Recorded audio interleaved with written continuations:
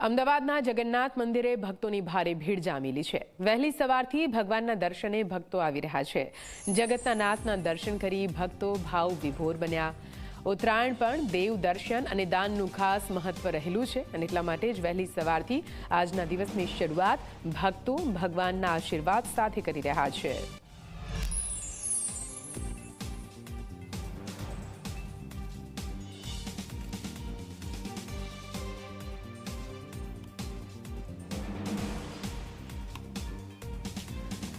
અને આજ વિશે વધુ માહિતી સાથે સંવાદદાતા સપના જોડાઈ ગયા છે। જગન્નાથ મંદિરથી સીધા એમની પાસે જઈશું અને જોઈશું કે ભક્તોમાં આજના દિવસે આખરે કેવો ઉલ્લાસ જોવા મળી રહ્યો છે।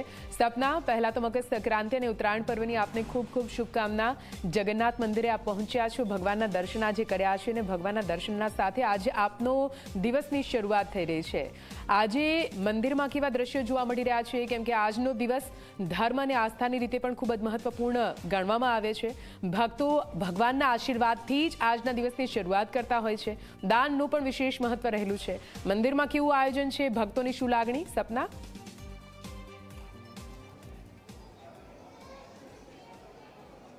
બિલકુલ નિધિ, આપને અને આપણા પરિવાર એટલે કે ઝી 24 કલાકના તમામ દર્શકોને પણ આજના દિવસની ખૂબ ખૂબ શુભકામનાઓ। અને તમામ જે લોકો છે એવો મંદિરના દર્શનથી આજના દિવસની શરૂઆત કરી રહ્યા છે। ભગવાન શ્રી જગન્નાથના મંદિર અત્યારે હું ઉપસ્થિત છું અને તમામ દર્શકો કે જેઓ અત્યારે ઘર બેઠા છે, ભગવાનના દર્શન નથી કરી શકતા, તેઓ હાલ ભગવાનના દર્શન કરી લે તે જ દ્રશ્યો હાલ આપ જુઓ કે કેટલા સુંદર સ્વરૂપમાં ભગવાન સૌ કોઈને દર્શન આપી રહ્યા છે। શિયાળો પણ છે તો એ જ પ્રકારે ભગવાને જે રેશમી કપડાં છે, જે મખમલના જે કપડાં છે, તો એ ભગવાને ધારણ કર્યા છે। અને સાથે જ કારણ કે આજે ઉત્તરાયણ છે, સૂર્યદેવ આજે મકર રાશિમાં પ્રવેશ કરશે, કેસરીઓ ભગવાને ધારણ કર્યો છે। અને સાથે જ જે મંદિર પરિસર છે તે પણ હાલ આપ જોઈ શકો છો કે પતંગથી મંદિર પરિસર સજાવવામાં આવ્યો છે। ઉત્તરાયણમાં વપરાતા જે પતંગ અને દોરી છે, ફિરકી છે, તેનાથી ભગવાનનો જે પરિસર છે, મંદિર જે પરિસર છે તેને પણ સજાવવામાં આવ્યા છે।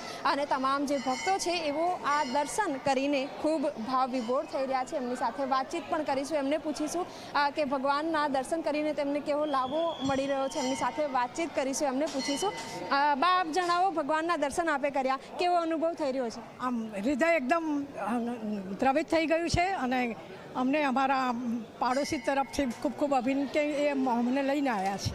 બિલકુલ, પરિવાર સાથે હોય કે કુટુંબજનો હોય કે પછી પડોશીઓ પણ મળીને ભગવાનના દર્શન કરવા માટે આવ્યા છે। આપ જણાવો, ભગવાનના સુંદર દર્શન આપે કર્યા, દિવસની શરૂઆત આટલી સુંદર કરી રહ્યા છો, કેવો અનુભવ થઈ રહ્યો છે? આજે આવ્યું, બહુ સરસ લાગ્યું, મને દર્શન કરવા આવી ને બહુ સરસ લાગ્યું। ઉત્તરાયણ દિવસે આવી, બહુ મજા પડી, સરસ શણગારે છે માતાજીને। બિલકુલ, અન્ય જે ભક્ત છે એમની સાથે પણ વાતચીત કરીશું। ક્યાંથી આવ્યા છો આપ? ક્યાંથી આવ્યા છો? નિર્ણયનગરથી આવ્યા છે। ભગવાનના દર્શન કરીને કેવું લાગી રહ્યું છે? સારું લાગી રહ્યું છે।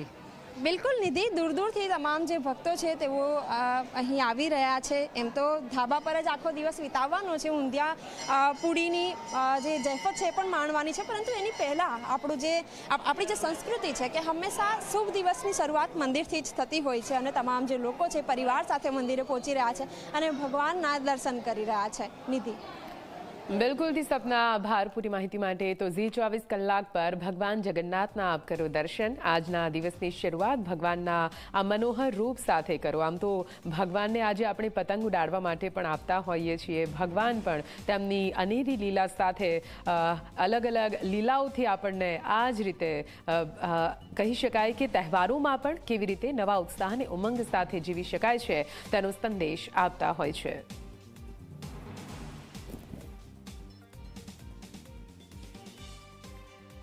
તો ઉત્સાહ સાથે ઉજવણી ઉત્તરાયણની જરૂરથી કરવાની છે, પણ ભગવાનના દર્શન પણ આજે એટલા જ મહત્વના થઈ જાય છે।